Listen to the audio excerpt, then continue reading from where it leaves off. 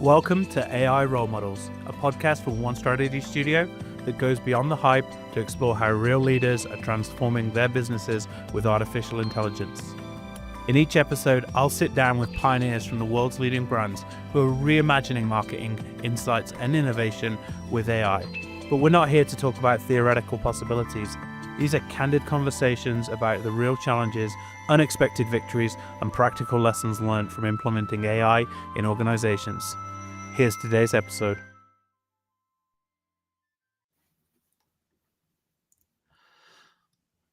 Good afternoon, good morning, everybody. We are here after a great summer break for another episode of One Strategy's podcast, AI Heroes. I'm joined today. Our guest is the legendary Tina Tonielli. Tina, good to see you. How are you? I'm doing great. Thanks, Dave.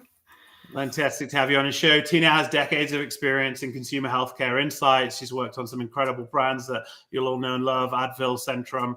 I guess they're brands that you love, or never brands that you want to be reaching for when you're, if you're using Advil, you've probably got a headache or some kind of thing. So, Tina, great to have you on the show. Really excited to kind of chat with you about kind of AI and how you're seeing it play a role in consumer healthcare insights. I think before we kind of dive in, we're going to cover off a bunch of topics today, looking a little bit about the evolution of AI in healthcare, this internal versus external AI strategy. I know you've been doing some really interesting stuff on both sides of that fence, looking at practical implementation and how you think about measuring impact and ROI. So lots to cover. Let's dig in. But before we kind of get into those great topics, can you tell us a little bit about yourself, and how you kind of first got involved with insights for consumer healthcare and kind of AI as well?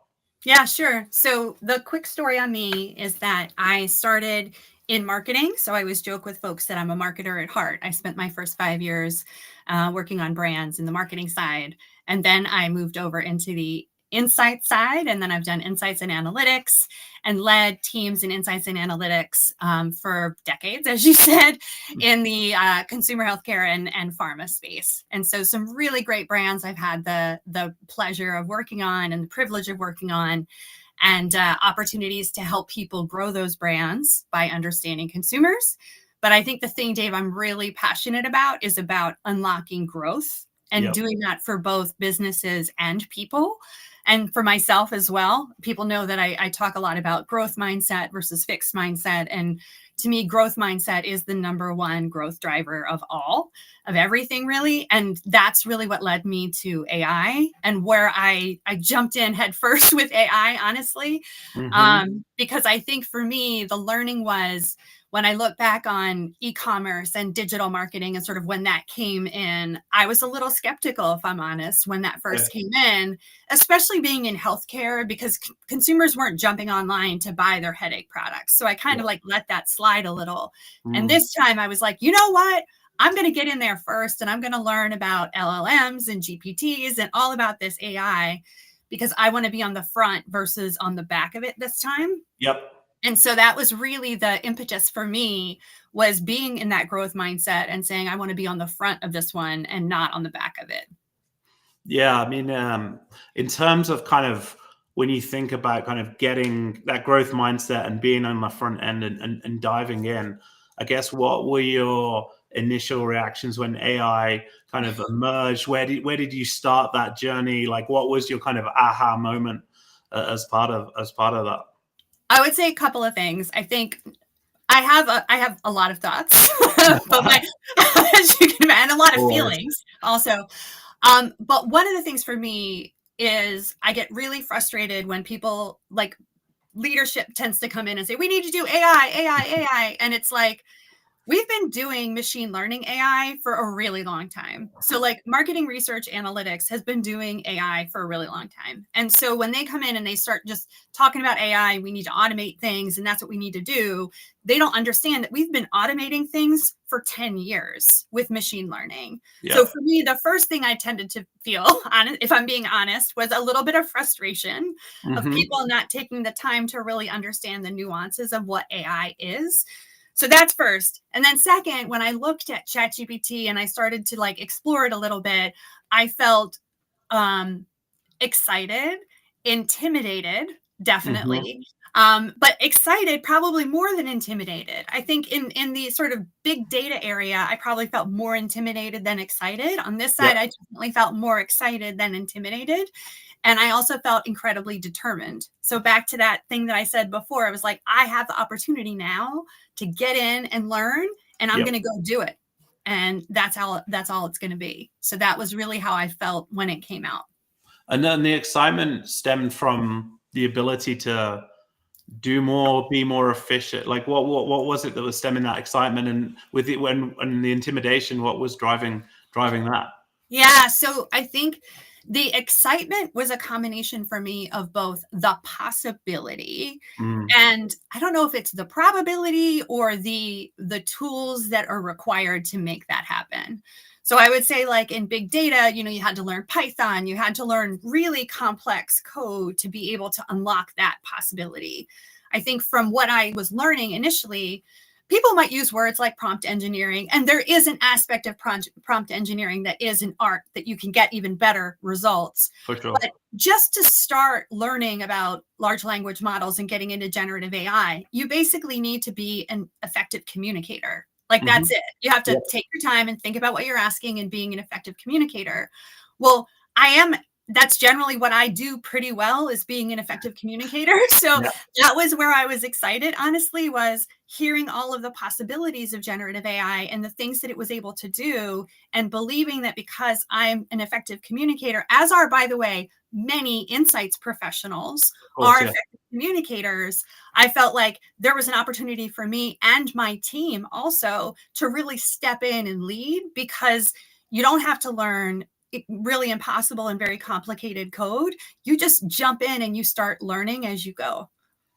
Yeah, I think that accessibility is often overlooked, and it truly is, yeah, leveling the playing field. And as you say, so many of us in the insights community, communication is a great part of who we are, what we've done, why we've chose to go into this space. So yeah, really can be a superpower. And where you talked about the intimidation, was that more like there's so much we can do, how do we prioritize, or was it, and we've talked a lot on this show about AI's role in changing the shape and the landscape of insights and what skills will be important. But yeah, talk a bit more about where the intimidation came from. Well, I mean, I think there's probably two aspects to the intimidation for me. So one aspect was, if leadership sort of caught wind of what we were doing, it could get blown into you have to go KPI this and make it an Mm-hmm. efficiency play. And Yep. to me, the real possibility and opportunity of generative AI, which I'm sure we'll talk about more later, is not in efficiency, it's in transformation and effectiveness. Yep. Efficiency could be part of it, but it's not the only piece of it. And when you only look at that, you miss the bigger picture. So I was a little nervous and intimidated that if I jumped in too far, I would make noise and I'd get leadership involved, and then we'd lose a lot of the potential of it. So that was the first piece. And then the other piece was just because nobody knows the right way to use generative AI. Mm-hmm. I was intimidated that I was going to do something wrong. Yeah. It was the whole, like, I don't want to do something wrong. And as a leader of a decent sized team, I didn't want to do something wrong and role model something wrong for them. Yep. And so that was the intimidation, but I kind of flipped that and went, nobody knows what they're doing. So if we Yeah. all kind of go in on an equal playing field and say we're learning together, and we need to constantly share that learning together, again, back to that growth mindset, to me, that helps reduce that tension and that anxiety and that sort of overall intimidation. Yeah, I mean, I love the way you've created space for you and the team to have that experimental mindset and that approach. And I do think sometimes from an insights perspective, we can be overly focused on is this right, is this wrong, is this methodology perfect, or etc. So yeah, it's creating space for the team to experiment, having that growth mindset, I think is absolutely key. And the pace of change we continue to see is so fast now. So, even We're not done. even what was best practices maybe 12 months ago have evolved and improved, and people have found more ways to get more out of models and more exciting ways to do that. So thinking about the entry of AI becoming more mainstream, particularly into insights and consumer healthcare, how have you seen consumer research evolve over the past 18 months, kind of in your specific industry? So what I've seen is a lot of suppliers jumping in and Mm-hmm. just sort of jumping in and doing a lot of personas. There's a ton of that work, I would say, that's happening right now. Yep. I was to pick one thing that's being done most frequently, it's the sort of syndicated respondents, personas. Everybody's doing that. Yep. Also, everybody, I think, is doing sort of the automated moderator work. So we're kind of seeing those two pieces, I think, Yep. most prevalent Yep. in the space. I don't know that what I'm not seeing as much, and again, this goes back to the efficiency versus effectiveness, is everybody coming in super thoughtfully in the way they're doing it. So there's some people who are being really thoughtful about how they're building the personas, how they're building the syndicated respondent. So they're bringing that thoughtfulness and the methodological thinking of market research into it. And I think the folks who really are able to pull together the idea of technology and thoughtfulness and the art and science of market research are actually able to bring some really interesting things to the table. But I think if you're rushing to get your technology out and not taking your time to get it done right, that's the trap that I've seen a number of people fall into. Yeah, and I think you've seen that obviously across the spectrum. There's so many technology companies now in the space. Everybody's rushing. I was at Quirks recently and IIX, and you kind of only have to wander around the exhibition hall for a few minutes, and it's AI, and everyone's got to, and I get it, everyone's got to have a flavor and addition. But I think those that are being more thoughtful with the implementation, because I think one of the things AI gives us is it's very easy to get to 80%, which can be, a good breakthrough. But actually being kind of more thoughtful and thinking about kind of where does this need to look through? Because it's always the last 20% of the project. And you're seeing it already, like people are vibe coding very, AI moderators or whatever they might be. And you can get kind of part of the way there. I'm curious, I guess, what are some of the unique challenges specific to healthcare that you faced when kind of maybe implementing AI compared to kind of some of the other industries? So it's interesting because I've talked to folks in some other industries that I thought would have an easier time, so to speak, than I thought we would have. And it was interesting because I would say when I look at Haleon as an example, I think Haleon jumped in really fast and really aggressively into this space. And I was really proud of them for doing that. Well, like probably a year and a half ago, I was having conversations with some other companies, some financial services companies, one just standard CPG company that didn't have any kind of healthcare situation going on. And we were and a retailer. We were miles ahead of all three of them in terms of the way that we had started implementing generative AI and sort of pulling it through into the business. So from that perspective, I think some of it is the regulatory environment, but a lot of it is the tolerance of leadership for risk, or it's more about the unknown than it is the risk, so to speak. Like it's the unknown risk, if I would say it correctly, because there's sort of the healthcare risk where we have the AI, the events, the AE events that we have to report and things of the sort, and being careful about patient data. There's those kind of regulatory risks. And then there's the risks of sort of AI and not knowing what you don't know. And I know there was a situation where people were accidentally uploading, private information to public servers. So there's that kind of, how do you manage those pieces? And I think that if a company is really smart about it, they can get in and make sure that they've got a really good way of doing it. And I think Haleon did a really nice job of that, in spite of being in the industry that it is. Yeah, no, 100%. I think as you say, that comes back to, leadership's approach to this. Sounds like, certainly at Haylan, it was very forward thinking without, as you say, it getting boxed into this. What's the KPI and efficiency? How many? What's the change here? So it was both the kind of the best of both worlds, kind of cautious exploration within the confines, but without trying to kind of operationalize it day one and look at that.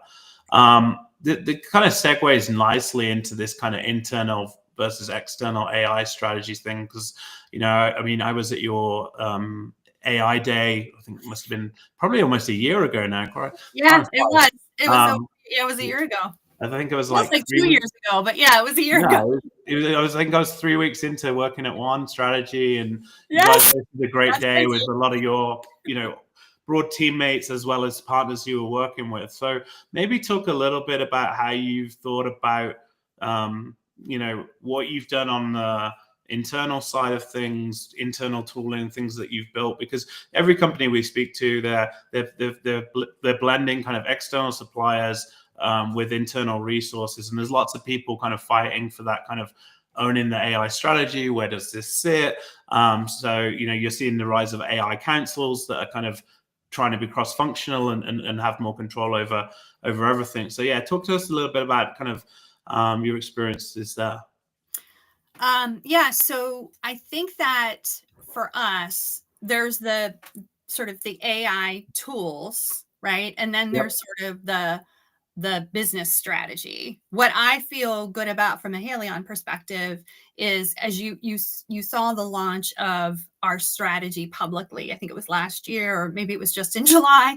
It was last year in July, and it was Yep. really about sort of what are the business priorities. So Yep. I think we tend to look a little more, or Haleon has looked more at the enablers of the business, and AI being more, how do you think of it as an enabler versus AI being a strategy? And I think that to me is the single best thing to do. And one of the traps that I think companies have fallen into. And even Dave, as you talked about quirks, I think quirks tended to be AI, AI, AI. And to me, it's not about AI. It's about what is the business problem that you're looking to solve that Yep. AI can make a huge difference for you with. And I think you guys have done a really nice job of articulating that. And that's one of the reasons that I've had lots of great conversations with you guys, because you understand it as an enabler versus Yep. it as a technology.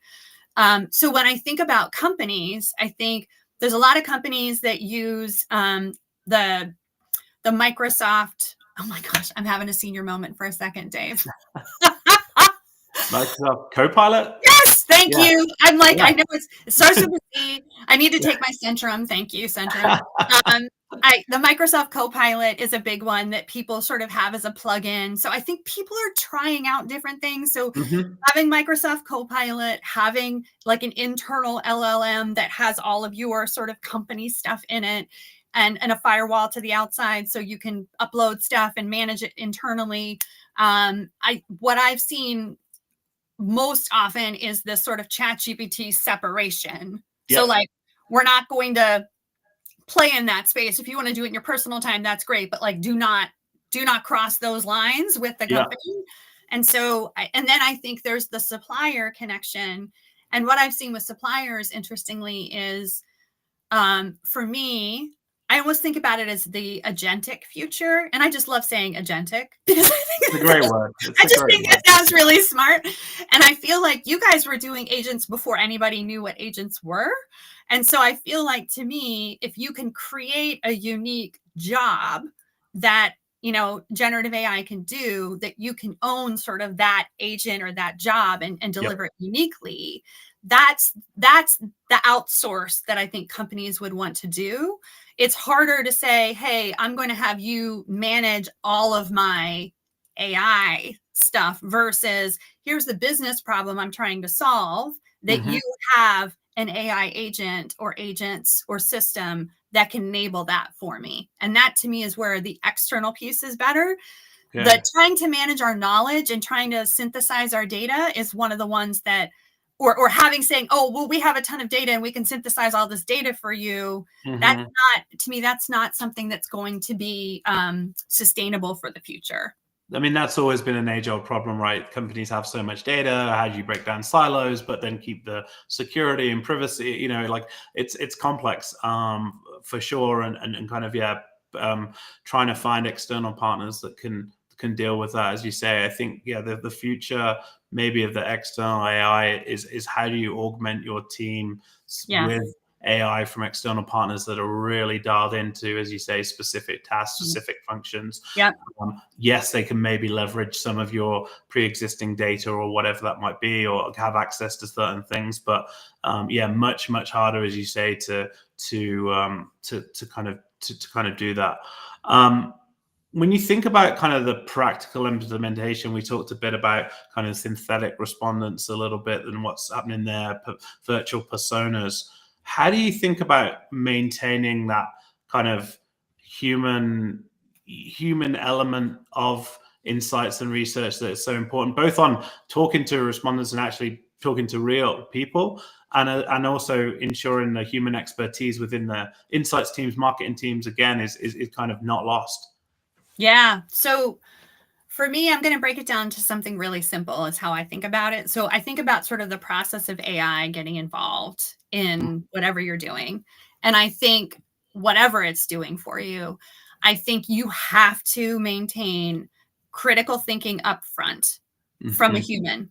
Yep. And that has to be really sharp, really smart, critical thinking. And by the way, if you were involving AI or not involving AI, if you were going out and just doing machine learning, you Yeah. should have really good critical thinking up front. So to me, that taking the time to get really good critical thinking up front before you do anything, slowing Mhm. down to speed up, so to speak, that's really critical. I think also some kind of a checkpoint in the middle where you have a check-in on what you're seeing from the model, from the agents, from the model, from whatever it is, and say, hey, do I need to course correct, or is Yep. this going in the right direction? And then to me, then the output, and taking that output and having an interpretation of it. So if it is I would call it like the creative implementation or activation. Mhm. Activation to me is like, how do you take that and drive business decisions with it? Yep. And really thinking about it from that perspective, it's almost like the stewards of the AI agent through Yep. the process. I think that's to me where the most value is added. And again, as a client, I think about that as no matter who we partner with, whether it's an AI agent or it's an incredibly strategic business partner or an outsourced, market research partner, that is the role that we historically have needed to play and should have played. And Yep. that is the role we should play now. I think if people aren't playing that role and they go, hey, I'm going to half-ass the question, right? And Yep. I'm going to do this really fast. Let me just throw something at you and then hope that the end and then take the end and plug and play. Yep. Everything's going to look the same. And I think you see the difference when you look at LinkedIn. It has changed so much, I think, over the last probably year. The Yep. feed looks, you can see the generic, you can see Yeah. when it's generic, right? Yep. And I think the risk is if you outsource too much of that creative thinking, critical thinking upfront and creative interpretation at the end. Yep. If you don't have that real material value added, everything's going to look the same and you're not going to have any competitive differentiation. So the people who are really putting in the time in both of those places, to me, are the ones that are breaking through. Yeah, and I love the way you kind of frame that. The core fundamentals shouldn't change because of AI. Yeah. The critical thinking, the creativity on the back end. What are we doing to tell the results? I think what it does enable us to do is to be more iterative, and those the days of the external partner going off and doing 6 weeks of work and then coming back and being like, and you being like, oh, maybe this brief wasn't quite right, or oh, now we know this. I think what it is enabling is a lot more iteration. I think it's also enabling us a lot more to take outputs and create various different modalities of that output to be more engaging, which would have, again, took time. But yeah, as you say, the fundamentals haven't changed. I think we've got to be really thoughtful about where can we leverage it for most impact. I'm curious, like, in terms of what's been your biggest learning or surprise in terms of kind of implementing kind of AI in the insights work? Was there something that kind of truly shocked you, or you kind of was a massive takeaway for you? I'm going to have more than one, because I always have to have more than one. No, yeah. I'll let you have two. Okay, you can have two. Okay, so I'm going to say two. I'm going to say my number one, and we were sort of talking about this a little bit before, is that it's not a roadmap. It's not a you're done situation. Yep. It is a capability that you're going to need to build as a muscle for your organization. And Absolutely. So it's funny because on our team at Haleon, we had a group called AI Avengers. So it's funny that we have AI heroes here. So shout out to Teresa Carrera. So she's the leader of the AI Avengers at Haleon for the Insights Amazing. Team.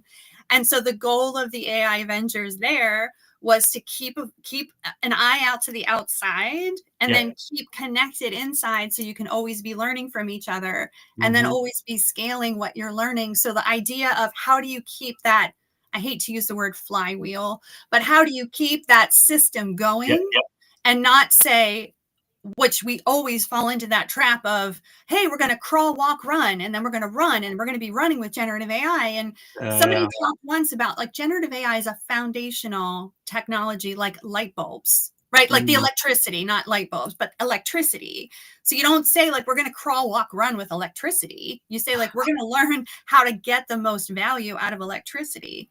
And so I think, to me, that's the biggest aha, is we have to think about it differently and think about it as a muscle that we're building, and not a roadmap that we're going to achieve, so to speak. So that's the first big aha for me. And then I think the second big aha for me was, it's not as intimidating as I thought it would be, but you also have to be careful.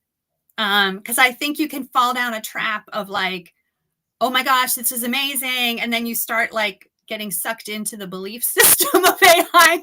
And that's probably more on a personal level. I think there's a lot of people that have gotten sucked into that on a personal level of, somebody once described ChatGPT as the golden retriever of LLMs. And I can't get that out of my head now, because it truly is, like, it answers you in the way that it thinks you want it to answer you. And so if you have to keep that in mind as you're working with LLMs and talking to them and looking for solutions, it's predicting what it thinks you want it to say. So if you have that in mind and say, I know that whatever I'm putting into most LLMs is giving me back what it wants, what it thinks I want it to say, how do you make sure that you take that bias into consideration? So it's probably, Dave, it's really a lot easier to use than I thought it would be, but you have to watch out for that bias. And that's the other surprise for me, of once I started using it, I got caught up in the bias without realizing it. But now that I've realized it, it's a really good, I'm able to sort of use it more, with more accuracy and a little bit more objectively. Yeah, I agree with that. I mean, I think prompt engineering, as you said, as you mentioned, whilst things have changed in terms of what people need to know, I think having the reference as to how the models respond, how they want to be, making sure that you kind of take that into account. As the amount of things I put in, and it's like, oh, that is an excellent idea, Dave. That's a really good point, Tina. Yes, thank you. Absolutely. Give me one. I'm just trying to lose a bit of this echo, but thinking about, I know you said you didn't want to measure impact and ROI from a leadership perspective, but it always kind of, as you think about kind of driving towards business outcomes, there's always someone that's going to want to measure that. So if we don't rush towards that, and we did take more of a kind of learning approach, how do you think teams should be setting up a framework to kind of think about the impact and ROI that AI is having? So I think you absolutely should measure efficiency with it. Like, if there is an opportunity for efficiency, if you think there is, I think there's also cost savings for how we do things. So you can do things in a more iterative fashion. So for example, I love the iterative example you gave. Like, if you had done that thing that you're able to do in an iterative manner, you would have had to pay a whole lot more money to do that 6 iterations with an agency and the time. So you've got time savings and cost savings. It's going to look the same, right? So it might still take you 4 weeks. I'm making this up, but if it took you 4 weeks to do it before and it takes you 4 weeks to do it now, you're doing it in 4 weeks, but those 4 weeks are in 12 weeks and a whole lot more money. It's like previous time. So it's like AI time almost has to be measured differently in some cases. And so I think if you can look at it that way and find creative ways to have that conversation, Dave, I think that's really important. And I think also measuring effectiveness when you can, like, this is how, here's what the concept scores looked like before. Here's what the concept scores are looking like now. Here's what my communication scores are looking like. Ultimately, my hope would be, if we're using it like electricity and actually lighting things up, ultimately your solutions will be more effective in the long run. And so hopefully that kind of measurement will ultimately work, and people need a little bit of patience. But I do think having your problem clearly identified at the beginning and having a clear learning come out of it, that to me is the minimal KPI. That needs to be the minimum of what you can do. And if you're able to be clear on your problem and learn something that you share with other people, I think that at this point in time is a really good learning. I'd agree completely with that. Kind of thinking about the future, and obviously we've come so far over the last 18 months, and it's hard to truly predict where we're going to be with every week something new capability comes out, models are getting stronger. It's incredible to see. But where do you see this heading over the next 12 to 24 months? And guess what are you most excited about, kind of in terms of the application of AI? That's a really good question, Dave, because like I said, it feels like it was 5 years ago and it was 1 year ago that we had. And I think Quarks year to year, it was wildly different. I think that what I think is going to just keep growing now is this idea of the agents.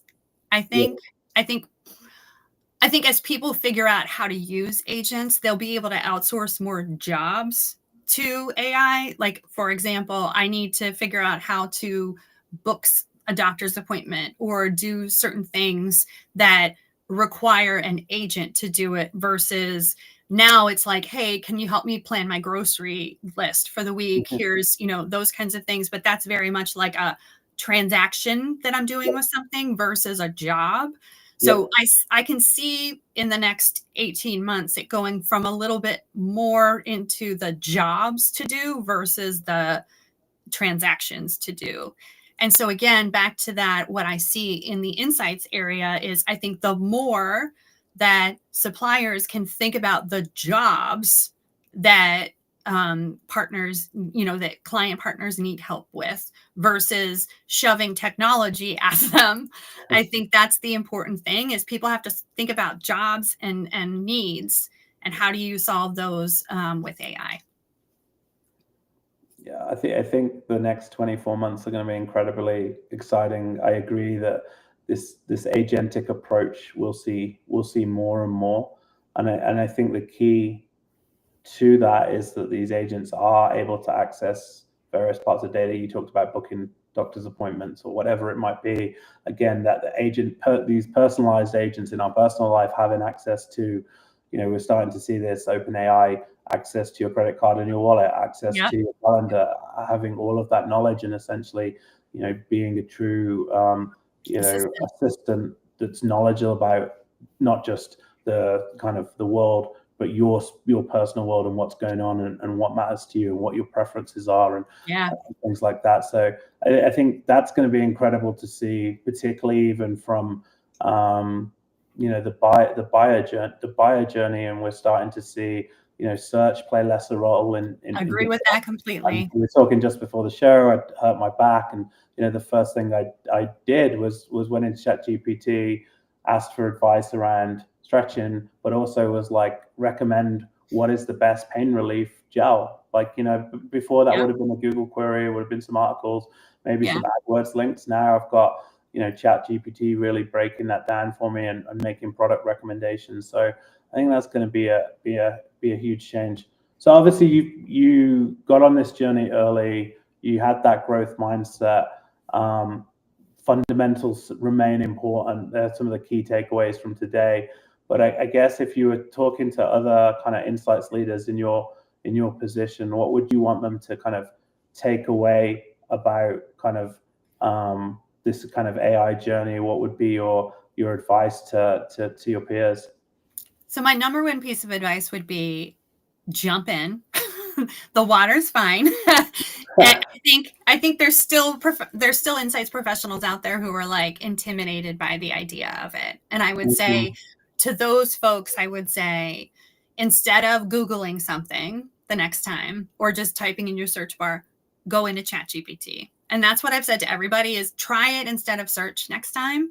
Because to your point, Dave, I think everybody who uses it instead of search 9 times out of 10 will go to it instead of search in the future, because it's just a way more precise search instrument for you. So if you start there, I think you can branch out to a lot of other ways that you discover to use it. It's almost like search is the gateway into figuring out other ways to learn it, and it's low risk. So I would say that to the folks who haven't used anything yet, do that. And then to the folks who are already in it, I think the number one thing for us is to stay connected. Because honestly, Dave, even for myself, like I jumped in whole hog last year. And then I swear I took my foot off the gas pedal for like a month and a half. And I was like, what happened? Like it was like a month and a half where I wasn't like listening to all the podcasts and doing all this stuff. And then it was sort of like, I feel like a lot has changed because you have to maintain your diligence, I think, of staying connected to what's happening. So that to me, I think is the other piece that I would advise people is if you're connected, stay connected. Don't assume that because you know a lot up front that you're still connected, because you won't be unless you continue to build that and stay connected.